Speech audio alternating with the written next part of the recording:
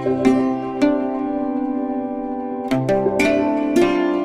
कोई एक बालिका यहाँ पर होशियार खड़ी हो जाए, बस एक बालिका, वह मेरे कुछ प्रश्नों का एक प्रश्न का उत्तर दे। कोई भी बालिका, घबराना नहीं। हाँ देख क्या बात, जोरदार ताली उसकी हिम्मत के लिए बजाइए। एक लड़के को खड़ा करने में 3 टीचर लगे थे, एक बालिका अपनी दम पर खड़ी हुई है, ध्यान रखना। उसके लिए किसी ने प्रेशर नहीं डाला है। बेटा अपना नाम बताओ। मेरा नाम मयूरी शांतिलाल चौहान है। क्या? मयूरी, बस आगे इतना लंबा एड्रेस नहीं चाहिए। मयूरी नाम है। कहाँ रहती बेटा? वरवंडी। कौन सी क्लास पढ़ती हो? 10वीं क्लास में। 10वीं में। एक प्रश्न पूछूं? पूछिए। मैं दिल्ली में, मेरा चातुर्मास था, दिल्ली में एक पूजा नाम की लड़की थी, उसको तुम जानती हो? नहीं। नहीं। क्या वो तुमको जानती होगी? नहीं। क्यों? मुलाकात ही नहीं हुई तो कैसे? इसलिए मिले नहीं हैं, मुलाकात नहीं, इसलिए नहीं जानते। आप इंदिरा गांधी को जानते हो? हाँ जानते हैं। कब मिले? नहीं मिली। फिर कैसे जानते? नाम सुना है, उनके काम सुने हैं। आप सीता को जानते हो? हाँ। कब मुलाकात हुई? मुलाकात नहीं हुई। फिर भी क्यों जानती हो? क्योंकि सब कहते हैं, उनका नाम लेते हैं, इसलिए। एक बात ध्यान रखना, बहुत अच्छा। तुमने कहा कि मैं पूजा को नहीं जानती क्योंकि मुलाकात नहीं हुई, कभी उससे भेंट नहीं हुई, लेकिन सीता को जानती हो बिना मुलाकात के भी। आप इंदिरा गांधी को जानते हैं बिना मुलाकात के भी। कल्पना चावला को जानती हो बिना मुलाकात के भी। सुनीता विलियम्स को जानती हो बिना मुलाकात के भी। एक बात ध्यान रखना, दुनिया में पहचान बनाने के लिए मिलना जरूरी नहीं, बड़े बड़े काम करना जरूरी हुआ करते हैं। दुनिया में लोग नाम से नहीं जानते हैं, दुनिया में लोग हमें अपने काम से जाना करते हैं। बहुत सुंदर, बैठ जाइए, माइक ले लो। अब नहीं पूछूंगा।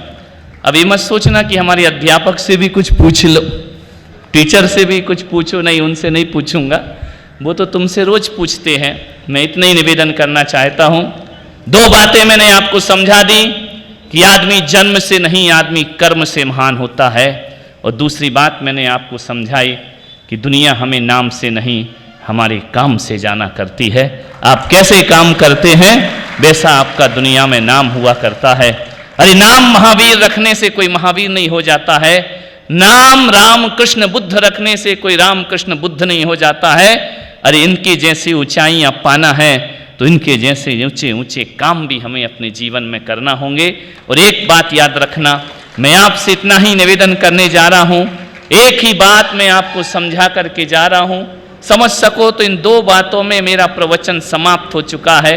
अब और ज़्यादा समझाने की जरूरत नहीं है, लेकिन फिर भी आपने बड़े आदर और सम्मान से मुझे बुलाया है। मैं कहता हूं कि अपनी ज़िंदगी ऐसे जीना। एक बात हमेशा याद रखना, तुम गांव में रहते हो, पिछड़े क्षेत्रों में रहते हो, जिस स्कूल में तुम पढ़ाई करते हो, जैन समाज तुम्हें मिलकर के पढ़ाती है, लिखाती है, तुम्हें सुविधाएं प्रदान करती हैं।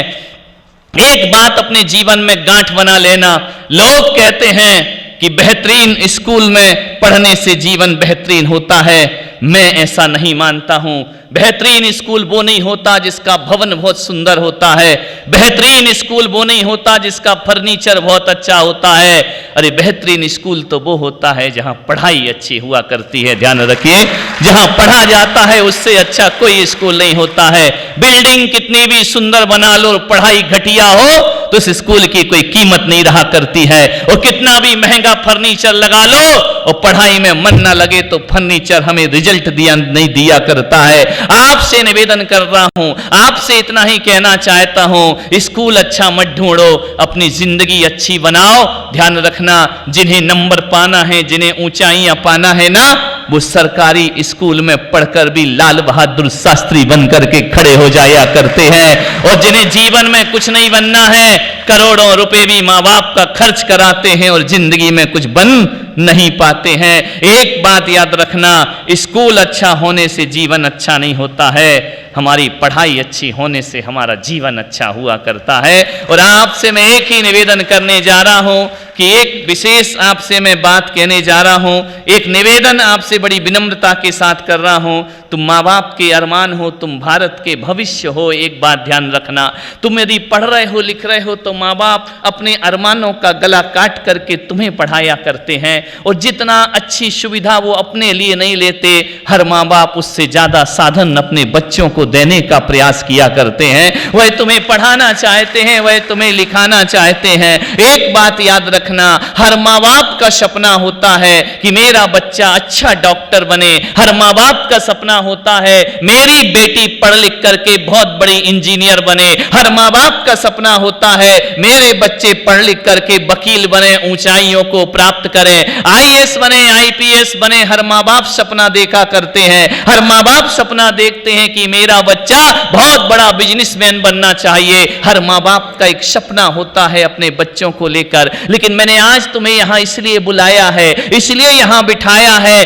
कि माँ बाप सपना देखते हैं कि बेटा डॉक्टर इंजीनियर बने, लेकिन मैं संत हूं, मैं आपसे इतना निवेदन करना चाहता हूं, मैं नहीं देखता हूं कि मेरे देश का बच्चा डॉक्टर या इंजीनियर बने। बने अच्छी बात है, लेकिन डॉक्टर इंजीनियर बने उससे पहले एक संत का सपना होता है मेरे देश के बच्चे अच्छे और सच्चे इंसान बने। ध्यान रखिए, यदि अच्छे और सच्चे इंसान ना बने तो डॉक्टर और इंजीनियर बनने से जीवन का कोई कायाकल्प नहीं हुआ करता है। ऐसे ऐसे भी डॉक्टर्स धरती पर घूम रहे हैं जिनके पास संस्कार नहीं हुआ करते हैं, ऐसे ऐसे इंजीनियर भी होते हैं जिनके पास संस्कार नहीं हुआ करते हैं। और मैं आपसे निवेदन कर रहा हूं कि 100 डिग्रियों से भी बड़ा, कितनी भी डिग्रियां बटोर लो अपने जीवन में, अच्छे और सच्चे इंसान नहीं बने तो उन डिग्रियों का कोई मूल्य नहीं हुआ करता है। वो एक कागज के प्रमाण पत्र हुआ करते हैं। अपने को अच्छा इंसान बनना है, और एक सच्चा और अच्छा इंसान 100 डॉक्टर से महान हुआ करता है।